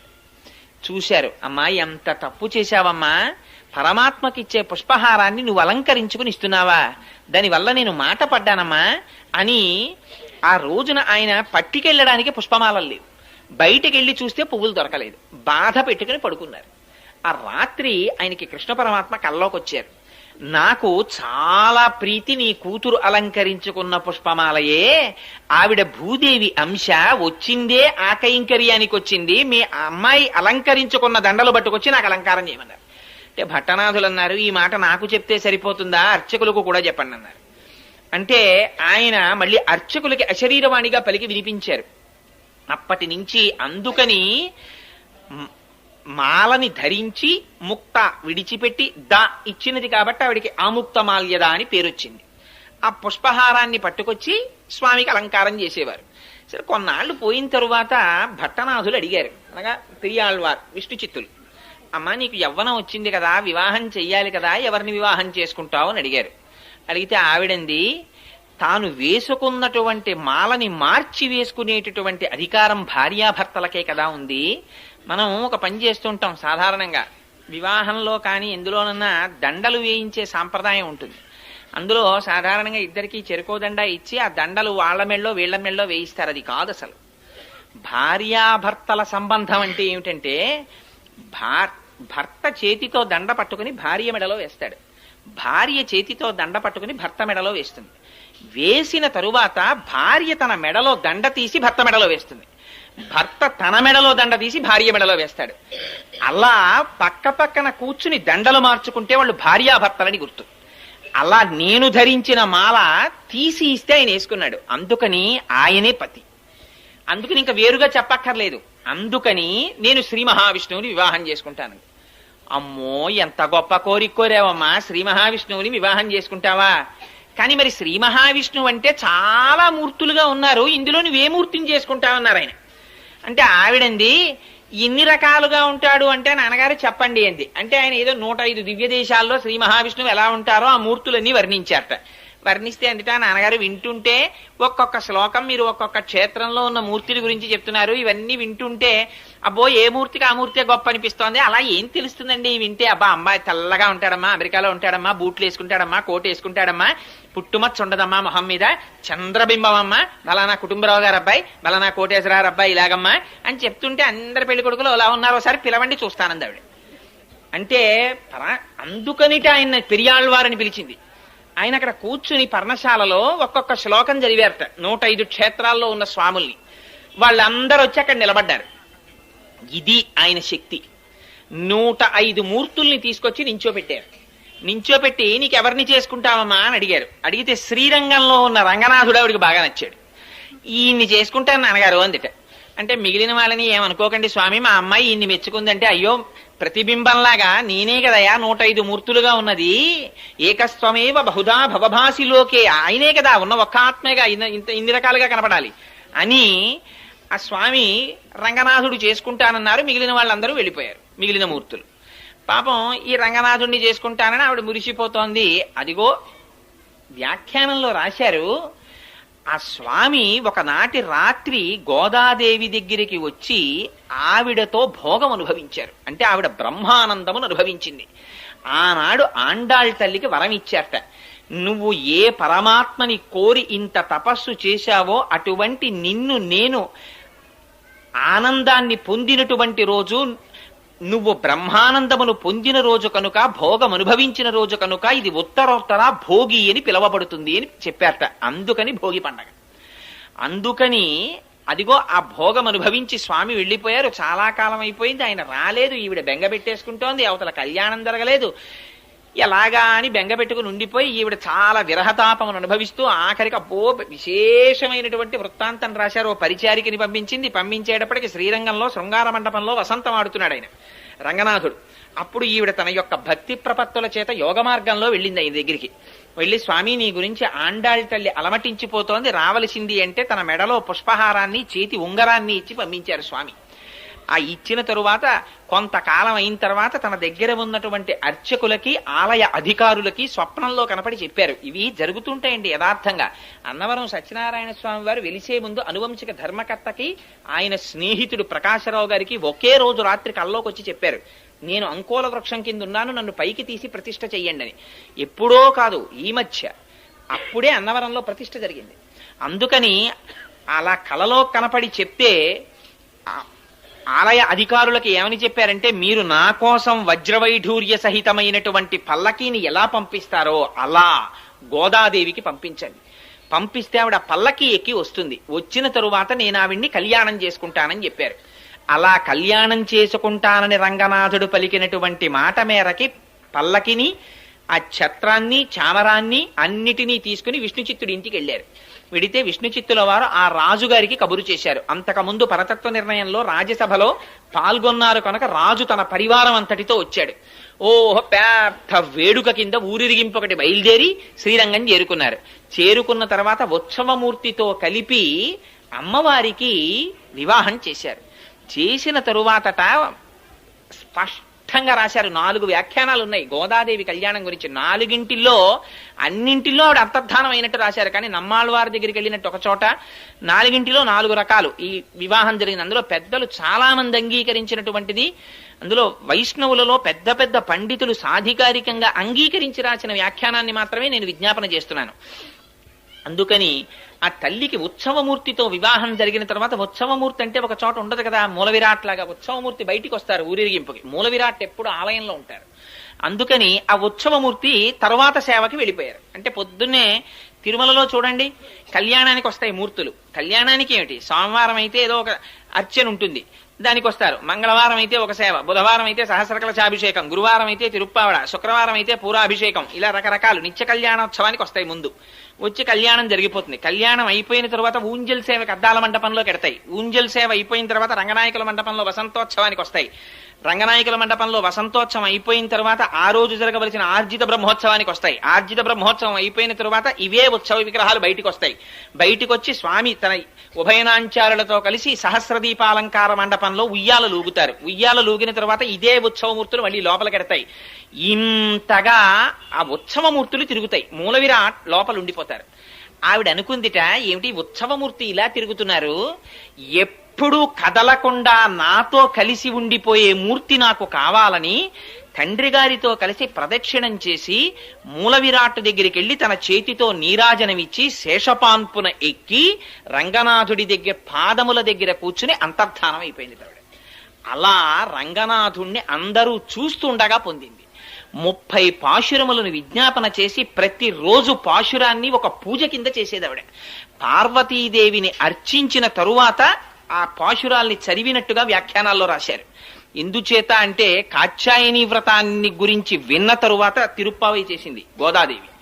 అందుచేత అదిగో అలా చేసి రంగనాథుడి యొక్క భోగమును అనుభవించి మళ్ళీ భూదేవి అంశగా ఆయన పాదములను చేరిపోయినటువంటి మహాతల్లి గోదాదేవి. అటువంటి గోదాదేవి అటువంటి భూమండలములో మణిపూస వంటి శ్రీవిల్లిపుత్తూరు అన్నారు. కారణం ఏమిటంటే అసలు భూమండలాన్ని పైకి తీసుకురాగానే తీసుకొచ్చిన ఆదివరాహమూర్తి తిరిగి ఇప్పటికి వస్తుందండి. ఊరే పెద్ద పెద్ద తిథులలో శ్రీవిల్లిపుత్తూరు నుంచి మాల వస్తుందో నాడు. నేను తిరుమలలో ఏదో ఒక చాలా సేవలు పరమాత్మ చేయించాడు కాబట్టి నాకు ఆ సేవ జ్ఞాపకం లేదు. కానీ ఒక సేవ జరుగుతుండగా శ్రీవిల్లిపుత్తూరు నుంచి మాల వస్తుందన్నారంటే నేను ఆ మాల కోసం అక్కడ నిలబడి ఎదురు చూసి దర్శనం చేశాను. శ్రీవిల్లిపుత్తూరు నుంచి తీసుకొస్తారు. ముందు రోజు శ్రీవిల్లిపుత్తూరులో అమ్మవారికి అలంకారం చేసి మరునాడు ఉదయం తీసేసిన మాలని ప్రత్యేక వాహనంలో తీసుకొస్తారు తిరుమల. తీసుకొచ్చి అలంకారం చేస్తారు స్వామికి ఇప్పటికీ తిరుమలలో. ఇవన్నీ వెళ్ళి పూలబావిలో వేస్తారు. ఒక్క వెంకటాచలంలో మాత్రం స్వామికి అలంకారం చేసిన పుష్పాలని చేతిలో పెట్టరు ప్రసాదంగా. పూలబావి అని వేరే ఉంది, అందులో వేసేస్తారు. మళ్ళీ అదంతా వేరు వృత్తాంతం అనుకోండి. ఎందుకు అలా చేస్తారు అంటే ఇప్పుడు అవన్నీ మనకి ఎందుకు కానండి, ఎప్పుడైనా వెంకటాచలం గురించి చెప్పుకున్నప్పుడు చెప్పుకుందాం. అందుకని అదిగో అటువంటి స్థితి కనుక ఆ గోదాదేవి ఉన్నటువంటి ప్రాంతం భూమండలంలో మణిపూస. ఆ విల్లిపుత్తూర్ శ్రీ సంబంధంగా అమ్మవారు వచ్చింది కనుక శ్రీవిల్లిపుత్తూర్ అయింది. అక్కడ సాక్షాత్ అమ్మవారు వెలిసింది. ఆదివరాహమూర్తి యొక్క అంశయైన వటపత్రశాయి వెలిశారు. అక్కడ మహాభక్తుడైన పెరియాళ్వారు వెలిశారు. ఇన్ని ప్రత్యేకతలు ఉండడం చేత అన్నిటిని మించి సుదర్శనాన్ని కడిగినటువంటి పరమ పావనమైన కోనేరు వెలిసింది. అందుకని ఇన్నున్నాయి కాబట్టి అది భూమండలమునకు మణిపూస అయిన శ్రీవిల్లిపుత్తూర్. ఆ శ్రీవిల్లిపుత్తూరులో గోదాదేవి 30 పాశురములను కలిపి మాల కింద అల్లిందిట. అల్లి రంగనాథుడి మెడలో వేసిందిట. ఈ పాటలని పాడినా చదివినా నోము చేసినా బాహ్యార్థమును విన్నా చదివినా అదే ఫలితం అన్నారు. ఏమిటి పాటలకంత ప్రాముఖ్యత ఏమిటి? ఇవి కేవలం పాటలే కదా, 30 పాటలు. ఇది ఏమైనా వ్రతమా లేకపోతే ఏమైనా క్రతువు ఉందా? మరి ఎందుకు ఇంత గొప్పతనం వచ్చింది దీనికి అంటే అసలు దీన్ని బయటికి రావాలని తప్పించి ప్రాణాలు విడిచిపెట్టినటువంటి ఒక మహాపురుషుడు ఒక ఆయన ఉన్నాడు. అక్కడి లింకు తిరుప్పావైకి. ఎక్కడిదో తెలుసా అండి ఇది? నాథయామున మధ్యమాం అస్మదాచార్య పర్యంతాం వందే గురు పరంపరాం అని చదువుతారే. అందులో నాథముని అని ఒక ఆయన ఉన్నారు. ఆయన త్రికాలవేది, మహాయోగి. ఆయన ఒకనాడు చెప్పారు, నా కొడుకుకి కొడుకు మనవడిగా వస్తున్నారు. ఆయన ఆ మనవడు వైష్ణవ మతాన్ని అంతటినీ కూడా ఈ భూమండలం 4 చెరగలా వ్యాప్తి చేస్తాడు. అటువంటి కారణజన్ముడు పుడుతున్నాడు. ఆయనకి నేనే ఈ విష్ణు సంబంధమైనటువంటి పురాణాలు చెప్పాలని కోరికుంది అని చెప్పేవారు శిష్యులతో. కానీ పాపం ఆయనకి వృద్ధాప్యం వచ్చేసి శరీరం విడిచిపెట్టేస్తున్నారు. ఆయన కొడుకు ఈశ్వరముని అని ఆయన ఉత్తర భారతదేశం క్షేత్రాల్లో దర్శనం చేస్తుంటే రాత్రి కలలోకి వచ్చి కృష్ణ పరమాత్మ చెప్పారు, నేనే నీ కడుపున కొడుకుగా పుడుతున్నాను అని. ఆ ఉత్తర భారతదేశంలో ఉండగా కొడుకు పుట్టాడు కనుక యమునా నది ఒడ్డున పుట్టాడు కనుక యమునకి నాథుడు శ్రీకృష్ణుడు కనుక కృష్ణుడు స్వప్నములో చెబితే పుట్టాడు కనుక యామునుడని పేరు పెట్టారు. ఆయన మనవడిగా రావాలి, కానీ మనవడికి చెప్పుకోవాలి విద్యని తాతగారు కలవరించారు. కానీ ఈలోగా శరీరం పడిపోయింది. పడిపోతుంటే ఆయన ఏమన్నారంటే పుండరీకాక్షుడన్న శిష్యుణ్ణి పిలిచి, ఒరే నేను బ్రతికి ఉండడం లేదు నా మనవడు వచ్చే వరకు, అందుకని నువ్వు ఈ విష్ణు సంబంధమైనటువంటి విద్యనంతటినీ నా మనవడికి చెప్పు, నా దగ్గర నేర్చుకున్నావు కనుక అని చేతిలో చెయ్యించుకుని ప్రాణం వదిలేశారు. ఈ విరూపాక్షుడు కూడా పెద్దవాడైపోయేటప్పటికీ కూడా ఇంకా యామునాచార్యుల వారు తయారు కాలేదు. అందుకని ఆయన శరీరాన్ని విడిచిపెట్టేస్తూ తన శిష్యుడైనటువంటి శ్రీరామమిశ్రుణ్ణి పిలిచి చేతిలో చెయ్యించుకుని యామునాచార్యుల వారికి విద్య నేర్పమని ఆయన ప్రాణం విడిచిపెట్టేశారు. తీరా నిజంగా యామునాచార్యుల వారు పుట్టి పెరిగి పెద్దవారవుతున్న సమయంలో ఈశ్వరముని ప్రాణం వదిలిపెట్టేశారు. ఈ యామునాచార్యుల వారు చదువు నేర్చుకోవలసి వస్తే ఇంత ఏర్పాటు చేస్తే చిట్ట చివరికి కాంచీ నగరానికి వెళ్ళి అక్కడ ఒక మహానుభావుడు ఉండేవాడు, మహాభాష్య భట్టు అని. ఆయన దగ్గర చదువు నేర్చుకుంటున్నారు. ఎంత చిత్రం జరిగిందంటే ఆ కాంచీ పట్టణాన్ని ఏలేటటువంటి రాజు ఒక ఆయన ఉండేవాడు. ఆయన దగ్గర ఒక పెద్ద ఆస్థాన పండితుడు ఉండేవాడు. ఆయన పేరు విద్వజ్జన కోలాహలుడు. ఆ విద్వజ్జన కోలాహలుడు దేశంలో ఎవరినైనా ఓడించాడు విద్యలో. ఆయన అందుకని రాజుగారిని అడిగాడు, నాకు అందరిలా నువ్వు గ్రామాలు అవి ఇస్తే కుదరదు, అగ్రహారాలును, పండితుల దగ్గర పన్నులు వసూలు చేసుకో బతుకుతాను నేను. ఎందుకని ఆ పండితులు నాతో ఢీ కొట్టలేకపోయారనడానికి గుర్తుగా. సరే అలా వసూలు చేసుకోమని శాసనం చేశాడు రాజు. ఆ విద్వజ్జన కోలాహలుడు అందరి దగ్గర పన్నులు వసూలు చేసేవాడు. పండితుడు అన్నవాడు అందరూ పన్ను కట్టాలి ఆయనకి, ఎందుకంటే ఆయన ఓడించలేరు కనుక. యామునాచార్యులు వారు చిన్న పిల్లాడిగా మహాభాష్య భట్టు దగ్గర చదువుకుని వీధరుగు మీద కూర్చొని సంధ్యావందనం చేస్తున్నారు. ఆ రోజున సైనికులు వచ్చి ఈ మహాభాష్య భట్టు గురించి చాలా తక్కువ చేసి మాట్లాడారు. పన్ను కట్టలేదు విద్వజ్జన కోలాహలుడికి, తీసుకెళ్లి కారాగారంలో పారేస్తాం. గురువుగారు ఇంట్లో లేరు. యామునాచార్యులు వారు అడిగారు, ఎందుకు కట్టాలరా మీకు పన్ను? అంటే మా గురువు గారు విద్వజ్జన కోలాహలుడు, ఆయన ముందు ఏ పండితుడు నిలబడలేరు, మీ గురువు గారు నిలబడలేకపోయారు, అందుకు పన్ను కట్టాలన్నారు. అంటే ఈయనన్నారు, యామునాచార్యుల వారు చిన్న పిల్లాడండి, 7 ఏళ్ళు 8 ఏళ్ళు ఉంటాయి అప్పటికి ఆయనకి. ఆయన అన్నారు, మా గురువు గారు మీ గురువు గారికి పన్ను కట్టడం ఏమిట్రా, కట్టడు, అంత అహంకరించున్నాడా మీ గురువు? నేను 2 శ్లోకాలు ఇస్తున్నాను, వీటిని పట్టుకెళ్ళి మీ గురువుకు చూపించని ఓ తాళపత్రాన్ని తీసి దాని మీద 2 శ్లోకాలు రాసి ఇచ్చారు.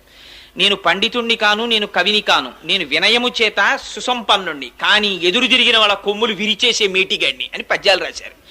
అసలు ఇది పట్టుకెళ్ళి విద్వజ్జన కోలాహలుడికి చూపించారు. చూపిస్తే ఆయన ఆశ్చర్యపడి, ఎవడరా బుడతాడు నా మీద ఇంత పద్యాలు రాశాడా, వాడిని తీసుకురండి అన్నారు. అంటే భటులు వెళ్ళారు. వెళ్ళి ఏదో ఈడ్చుకొస్తామని వెడితే ఆయన అన్నాడు, పండితుడికి పండితుల పట్ల ప్రవర్తించే విధానమే తెలియని దౌర్భాగ్య దేశం రా ఇది, ఇలాగా ఎదిరించిన పండితుడిని తీసుకెళ్దాం, గౌరవంతో తీసుకెడితే వస్తానని చెప్పు మీ గురువుకి అన్నారు. ఏమిటో చిన్న పిల్లాడేమిటి ఇలా మాట్లాడడం ఏమిటని పల్లకి పంపించారు రాజుగారు. ఎక్కించి వస్తున్నారు. రాత్రి రాజుగారు రాణిగారితో కలిసి పడుకునో మాట అన్నారట, ఎంత చిత్రమో చూసావా, ఇన్నాళ్ళ నుంచి విద్వజ్జన కోలాహలుణ్ణి ఎదిరించిన వాడు లేడు, ఇన్నాళ్ళకు బుడతడు ఎదిరిస్తున్నాడు. అంటే ఆవిడెందుట ఏమో బుడతడని ఎందుకు అనుకోవాలి, ఏ పుట్టలో ఏ పాముందో, మీ దగ్గర ఇన్నాళ్ళ నుంచి ఉన్న రాజగురువు ఓడిపోయే రోజు దగ్గరికి వచ్చిందేమో అంది.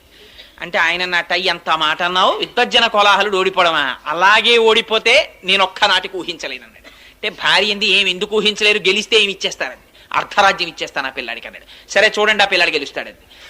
మరునాడు ఆ పిల్లాడు దిగాడు పల్లకీలోంచి. ఆయన కర్మ ఏమిటో విద్వజ్జన కోలాహలుడికి ఒక్క విషయం జ్ఞాపకానికి రాలేదు. ఆ రోజున వాదనలో ధియోయోన ప్రచోదయాత్, అహంకారం చేత అజ్ఞానం చేత ఆవరించి ఉన్న విద్య నశించిపోతుంది.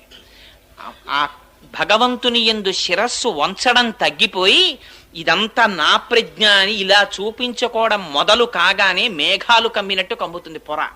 ఆవిడ అనుగ్రహం ఒక్కసారి వెనక్కి వెళ్ళిందా ఇప్పటి వరకు నేను పండితుడిని అన్నవాడికి స్ఫురత్ పోతుంది. ఆ టైంకి అది జ్ఞాపకం రాదు, చాలు వాడు బ్రతుకు. ఇక వేదిక మీద అంతకన్నా భయంకరమైన స్థితి ఇంకోట్లేదు. స్ఫురత్ ఆవిడ, ప్రచోదయాత్ ఆవిడ. అందుకని జ్ఞాపకానికి రాలేదు, ఓడిపోయాడు. రాజు సంతోషంగా అర్ధరాజ్యం ఇచ్చేశాడు యమునాచార్యుల వారికి. చిన్న పిల్లాడు, రాజ్యం వచ్చింది, హాయిగా పాలించుకుంటున్నాడు. యుక్త వయస్సు వచ్చేసింది, పెళ్లి చేసేసుకున్నాడు, బయటికి రాడు, సంతోషంగా కాలం గడిపేస్తున్నాడు. ఇక్కడ ఈ శ్రీరామమిశ్రుల వారు ఆయన ముందున్నటువంటి పుండరీకాక్షుడి యొక్క గురువు గారైనటువంటి పాపం ఆయన ఇచ్చినటువంటి మాట మేరకి ఆ నాథమునుల యొక్క కోరిక తీర్చడానికి ఈ కుర్రాడికి వైష్ణవ మంత్రాన్ని వైష్ణవ విజ్ఞానాన్ని అందించాలని చెప్పి పాపం ఈయన కూర్చున్నాడు. ఈయన బయటికి రాడు, ఆయన ముసలాడైపోతున్నాడు. ఎలాగరా ఈ పిల్లాన్ని రక్షించడం అని రోజు వెళ్ళి రాజుగారిని అడిగేవాడు. రాజుగారిని ఒక్కసారి దర్శనం ఇప్పించండి. అడిగితే దర్శనం కుదరదు, నేను చాలా ఇబ్బందిలో ఉన్నాను, ఇప్పుడు చాలా రాచ వ్యవహారంలో ఉన్నాను, వెళ్ళిపోమనేవాడు. తిరిగి తిరిగి తిరిగి తిరిగి విసిగి వేసారిపోయి ఆయన ఒక రోజున పూజ చేస్తూ రంగనాథుడికి చెప్పుకున్నారు కళ్ళనీళ్లతో. మా గురువులు మహానుభావుడు ఆ నాథమునులు చెప్పారు, నా మనవడు వస్తున్నాడు, వాడు వైష్ణవ మతాన్ని నిలబెడతాడన్నారు. ఆ పిల్లాడు రాజు అయిపోయి అసలు నా మొహమే చూడలేదు, ఇంకా నేను చెయ్యగలిగింది ఏం లేదు, శ్రీరంగనాథ ఏమైనా ఉంటే నువ్వే చూసుకో అన్నారు. అంటే పూజామందిరంలో మాటలు వినపడ్డాయి. అంత బెంగెట్టుకోకోయ్, నీ ఇంటి పక్కనే ముళ్ళ ముస్తె కూర ఉంది కదా, రోజు పట్టుకెళ్ళి ఆ వంటశాలలో ఇమ్మన్నారు. అంటే ముళ్ళ ముస్తె కూర అని నీటి పక్కన పెరుగుతుంది, ఆ కూర రోజు తింటే విడిచిపెట్టకుండా ప్రతిరోజు తినాలి. తింటే ఏమవుతుందంటే విషయభోగముల మీద ఆ లంపటం వదిలిపోయి వైరాగ్యం వస్తుంది ఆ కూర తింటే, దానికి ఆ లక్షణం ఉంది. అందుకని ఆ ముళ్ళ ముస్తె కూర పట్టుకెళ్ళి పాపం రోజు ఈయన ఈ శ్రీరామమిశ్రుల వారు వంటశాలలో ఇచ్చి రాజుగారికి పెట్టమనేవారు. ఆ వంటవాడిని ఏదో మంచి చేసుకుంటే ఆయన వండేవాడు, విస్తట్లో వేశాడు. కదా రాజశాసనం ఏమిటంటే వడ్డించేటప్పుడు వంటవాడు రాజుతో మాట్లాడకూడదు. అందుకని ఈయన వడ్డించడమే అంతే, పులుసో అంటే వేయడమే, అంతేగాని పులుసు బాగుందా అని అడగకూడదు. అందుకని ఆయన వడ్డించేవాడు, ఈయన తింటుండేవాడు. ఎక్కడిది ఈ కూరన ఆయన అడిగేవాడు కాదు. పాపం ఎవరో పట్టుకొచ్చారని ఈయన చెప్పేవాడు కాదు, తలగా ఎగిరిపోతుంది, ఆయన వెళ్ళిపోయేవాడు. ఇలా కొన్ని నెలలు అయిపోయింది. కానీ ఆయనకి వైరాగ్యం ప్రారంభమైంది ఆ ముస్తె కూర తిని. కానీ పాపం రోజు వచ్చి అడుగుతూ ఉండేవాడు ఈ శ్రీరామమిశ్రుడు, ఏమయ్యా ఏమైనా అడిగాడా నా గురించి, ఎవరు తెచ్చారు ఈ కూరని ఏమైనా అడిగాడా అని. తిని వెళ్ళిపోయాడు ఆయన అనేవాడు. ఆఖరికి ఓ రోజున ఇంటికి ఎడుతుంటే వర్షం పడింది, చలేసింది, జ్వరం వచ్చింది, ఇంట్లో పడిపోయాడు. 10 రోజులు అయిపోయింది, ముసలాయన అయిపోయాడు. ఎన్నాళ్ళు ముళ్ళ ముస్త కూర పెడితే మారుతాడు రాయన, నా వల్ల కాదు రంగనాథ, ఇంకా నేను చెయ్యగలిగింది లేదు అన్నాడు. ఆ రోజున రాజుగారు భోజనం చేస్తూ వంటవాడిని పిలిచి రోజు ఒక ఆకుకూర పెట్టేవాడివి పెట్టలేదే అన్నాడు. అంటే వంటవాడు అన్నాడు, మహాప్రభో మాట్లాడితే తలకాయ పోతుందని నేను చెప్పలేదు, కానీ ఎవరో వృద్ధుడైన వైష్ణవుడు ప్రతిరోజు ఈ ఆకుకూర తెస్తాడు, మీకు పెట్టమన్నాడు, పెడుతున్నాను. ఎందుచేతనో ఒక 10 రోజుల నుంచి ఆయన రావట్లేదు, ఆయన మీ దర్శనానికి కొన్ని 100 మార్లు ప్రయత్నించారు, మీరు దర్శనం ఇవ్వలేదు అన్నాడు. అరెరే అలాగా, ఒక వైష్ణవుడు వృద్ధుడు నా కోసం ఆకుకూర తెస్తున్నాడు ఆ రోజు, ఈ మాట నీకు కనపడితే నా దర్శనానికి పంపించన్నాడు అని వెళ్ళిపోయాడు రాజు. ఈయన ఇంకా విసిగెత్తిపోయి వెళ్ళడం మానేశారు. ఇంకా చిట్ట చివరి ప్రయత్నం, రంగనాథ ఇక నేను వెళ్ళను సుమా, నా మీద నువ్వు ఆశెట్టుకోవద్దు, ఇవాళ ఒక్కరోజు పట్టుకెడుతున్నాను కూరని ఓ రోజున మెల్లిగా వణుకుతూ పాపం ఆ కూర పట్టుకుని వెళ్ళారు. వెడితే వంటవాడు గభాలన కౌగిలించుకుని, మహానుభావ మీ గురించే చూస్తున్నాను, రాజుగారు అడిగారు దర్శనం చేయండి అన్నాడు. రాజుగారి దగ్గరికి ప్రవేశపెట్టారు. రాజుగారు ఆయనని చూడగానే ఆయన దివ్యమైన తేజస్సు చూసి సింహాసనంలోంచి లేచి కాళ్ళ మీద పడ్డాడు. పడి నా కోసం ఎందుకు తెచ్చారు ఈ ముళ్ళ ముస్తె కూర ఇన్నాళ్ళ నుంచి అని అడిగాడు.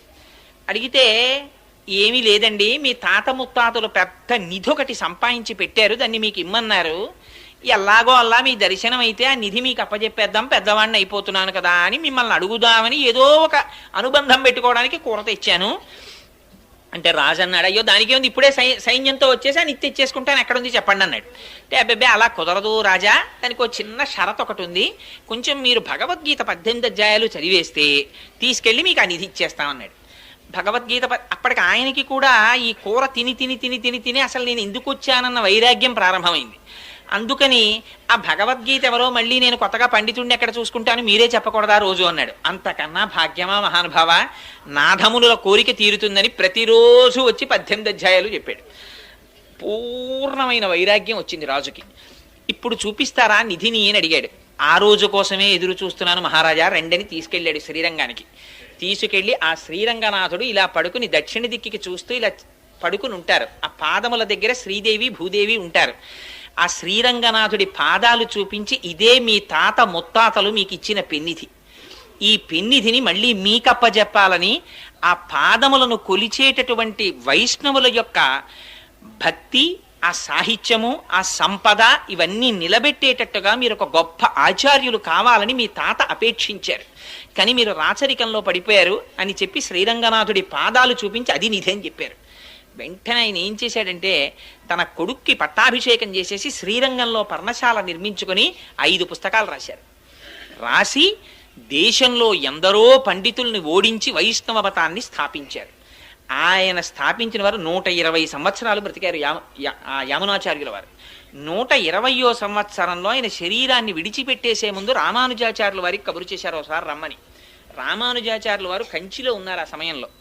ఆయన శ్రీరంగం వచ్చేంత వరకు ప్రాణాలు నిలబెట్టుకోలేక యామునాచార్యుల వారు శరీరం విడిచిపెట్టేశారు. ఈయన పొద్దున్న శరీరం విడిచిపెట్టారు, మధ్యాహ్నానికి రామానుజాచార్యుల వారు వచ్చారు. వస్తే అరెరే ఆయన జీవించి ఉండగా దర్శనం చేయలేకపోయానని బెంగపెట్టుకుని బాధపడ్డారు. బాధపడి ఆ భౌతిక కాయాన్ని తిప్పడంలో కుడి చేతి 3 వేళ్ళు ఇలా ముడుచుకుపోయి కనపడ్డాయి యామునాచార్యుల వారి. అదేమిటి, ఈయన బతికున్నప్పుడు కూడా ఇలాగే వేళ్ళు ముడుచుకుని ఉండేవా అని అడిగారు. అడిగితే ఏమో తెలియదు, అలా ఉండేవి కావు, చేతులు బాగానే ఉండేవి, ఎందుకో చచ్చిపోయిన తర్వాతే ఈ 3 వేళ్ళు ముడుచుకున్నాయన్నారు.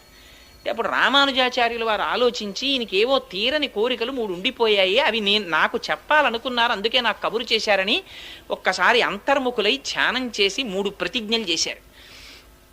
బ్రహ్మసూత్రాలకి వైష్ణవతత్వంగా నేను భాష్యం రాస్తాను, అది మీకు తీరని కోరికగా ఉండిపోయింది కాబట్టి నేను ఆ కోరిక తీరుస్తానన్నారు. ముడుచుకుపోయిన వేళ్లలో ఒక వేలు పైకి తెరుచుకుంది. అందుకని రామానుజులు శ్రీభాష్యం రాశారు. 2వ కోరిక, ఇంతకు పూర్వం ఆళ్వారులు గోదాదేవి వంటి వారు వ్రాసి పాడినటువంటి పాటలు జనసామాన్యంలో ప్రచారంలో లేవు. వాటిని నేను ప్రయత్నపూర్వకంగా ప్రచారం చేసి ఆ పాటలకి ఆ వ్రతాలకి ఒక స్థాయిని కల్పిస్తానని ప్రతిజ్ఞ చేశారు. 2వ వేలు తెరుచుకుంది. మళ్ళీ మీకులా బెంగ పెట్టుకుని విడిచిపెట్టకుండా ఈ పీఠానికి నేను ఉండగానే సమర్థుడైనటువంటి ఉత్తరాధికారిని నియమిస్తానని ప్రతిజ్ఞ చేశారు. 3వ వేలు తెరుచుకుంది. అందుకని ఆయన ఉండగానే పరాశర భట్టర్లను తీసుకొచ్చి ఉత్తరాధికారిగా నియమించారు. అదిగో రామానుజాచార్యుల వారు చేసినటువంటి ప్రతిజ్ఞని నిలబెట్టుకోవడానికి ఆనాడు గోదాదేవి చేసినటువంటి వ్రతానికి ప్రాచుర్యం కల్పించారు. కల్పించి అది యామునాచార్యుల వారికి ఉండిపోయిన కోరిక, అది శ్రీ మహావిష్ణువు యొక్క సంకల్పం. ఇటువంటి వ్రతం కలియుగంలో అందరికీ అందాలి అని. అందుకని అదిగో అందుచేత ఫలస్థుతి పాశురం దగ్గరికి వచ్చేటప్పటికే అంత చిత్రమైన మాట మాట్లాడారు. భూమండలంలో మణిపూస వంటి శ్రీవిల్లిపుత్తూరులో జన్మించినటువంటి నిత్యము తులసిమాలలు ధరించేటటువంటి భట్టనాథులట. నిత్యం తులసిమాలలు ధరించేటటువంటి వారు అంటే శ్రీ మహావిష్ణువు యొక్క నాభికమలంలోంచి బ్రహ్మగారు ఆవిర్భవించారు. బ్రహ్మగారు ఆవిర్భవించినటువంటి మొట్టమొదటి తామర పువ్వు శ్రీ మహావిష్ణువు యొక్క నాభిలోంచి వచ్చింది. ఆ తామర పువ్వు యొక్క మూలము అంటే ఆ గింజ శ్రీ నారాయణుడు. అందుకని నారాయణ స్వరూపంగా మెడలో తులసిమాలలు వేసుకుంటారు. అంతటి మహాభక్తుడైనటువంటి విష్ణు చిత్తుల యొక్క కుమార్తెగా వచ్చిన గోదాదేవి అనడంలో ఆ శ్రీవిల్లిపుత్తూరుని, ఆ గోదాదేవిని, ఆ భూదేవిని, ఆ ఆదివరాహమూర్తిని, యామునాచార్యుల్ని, రామానుజుల్ని, వారి కోరికని ఇన్నింటిని జ్ఞాపకం చేస్తున్నారు. అందుకొని వచ్చినటువంటి ఈ తిరుప్పావైని ఈ 30 పాశురములను కేవలముగా చదివినా అందరికీ ఆ భాష అర్థం కాదు కదండి. అందుకని అర్థం కాకుండా చదివినా, లేదు అర్థముతో ఆ వ్రతమును అనుసంధానము చేసినా, లేక కేవలము పైన ఉండేటటువంటి దాని అర్థాన్ని తెలుసుకోవడానికి ఆ వ్యాఖ్యానాన్ని చదివినా, విన్నా, చెప్పినా, ఆనాడు గోదాదేవి ఎటువంటి ఫలితాన్ని పొందిందో, ఎటువంటి ఫలితాన్ని పొందింది? శ్రీరంగనాథుడిలో ఐక్యాన్ని పొందింది. గోపికలు ఎటువంటి ఫలితాన్ని పొందారో వాళ్ళు ఎటువంటి ఫలితాన్ని పొందారు? పరమేశ్వరుని నుంచి విడివడవలసినటువంటి అవసరము లేని నిత్య సంశ్లేషాన్ని అనుభవించారు. అటువంటి ఫలితాన్ని అందరూ అనుభవిస్తారు అని ఆ తిరుప్పావై అనేటటువంటి వ్రతానికి ఫలసిద్ధి చెప్పి ఈ తిరుప్పావై వ్యాఖ్యానాన్ని ఎక్కడెక్కడ ఎవరెవరు వింటున్నారో, ఎవరెవరు చదువుతున్నారో, ఎవరెవరు చేస్తున్నారో, చూసి సంతోషిస్తున్నారో వాళ్ళందరికీ ఇహమునందు ఇది అది అని చెప్పనేలా విద్యలో ఉన్న వారికి విద్యాభివృద్ధి, వ్యాపారములో ఉన్న వారికి వ్యాపారాభివృద్ధి, రాజ్యం చేసేటటువంటి రాజులకి రాజ్య విస్తీర్ణత, వివాహము కానటువంటి కన్యపిల్లలకి వివాహము, వివాహితలై ఋతుస్నానము చేసి ఉన్నటువంటి స్త్రీలకి గర్భధారణ జరిగి శ్రీకృష్ణ పరమాత్మ వంటి ఉత్తముడైనటువంటి కుమారుడు జన్మించడముతో సహా సమస్తమైనటువంటి కోరికలు ఈడేరతాయి అని ఫలసిద్ధి చెప్పి ఇంత పరమ పవిత్రమైనటువంటి తిరుప్పావై అనబడేటటువంటి ఆఖ్యానము అని దీనిని పెద్దలు పూర్తి చేసి ఉన్నారు. అటువంటి పరమ పవిత్రమైన తిరుప్పావైని నాకు ఆ సంప్రదాయం తెలియకపోయినా, దాని గురించి 4 ముక్కలు తెలియకపోయినా, ఒక్క ఆళ్వారు గురించి తెలియకపోయినా, ఒక్కనాడు ఆ పాశురం చదవడం చేత కాకపోయినా, నన్నేమిటో ఆ తల్లి అనుగ్రహం తప్ప నాకేముంది, నీవే ఉపాయము నీవే ఉపేయము అని ఆ గోపికలు అన్నట్టు వెనక నుండి ఆ తల్లి ఊపిరై పలికించింది. అన్నీ తెలుసున్న వాళ్ళు మీరైనా మాకు తెలుసని తెలిసిపోతే వాడు బెదిరిపోతాడని తెలియనట్టు కూర్చుని నాతో చెప్పించి నన్ను కృతార్థుణ్ణి చేశారు మీరు.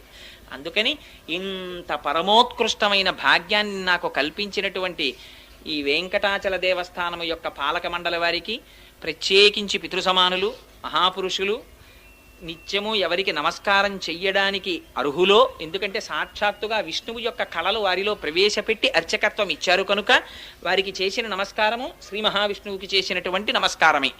అటువంటి మహాపురుషులు మహాభక్తులు ఆ లక్ష్మణాచార్య స్వామి వారి పాదార విందములకు నమస్కరిస్తూ మీ అందరికీ శుభాశీస్సులను తెలియచేస్తూ ప్రత్యేక ధన్యవాదాలని తెలియచేస్తూ ఇటువంటి అదృష్టాన్ని కల్పించినటువంటి గోదారంగనాథుల యొక్క పాదార విందములకు శాంజలి బంధకంగా శిరసు తాటించి పునః నమస్కరిస్తూ మంగళాశాసనపరైః మదాచార్య పురోగమైః సర్వైశ్చ పూర్వైరాచార్యైః సత్కృతాయాస్తు మంగళం. మంగళం కోసలేంద్రాయ మహనీయ గుణాత్మనే చక్రవర్తి తనూజాయ సార్వభౌమాయ మంగళం.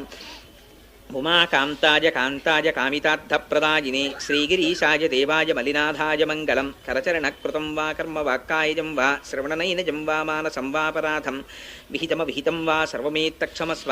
శివ శివ కరుణాబ్ధే శ్రీ మహాదేవ శంభో. సర్వం శ్రీ ఉమామహేశ్వర పరబ్రహ్మార్పణమస్తు. స్వస్తి.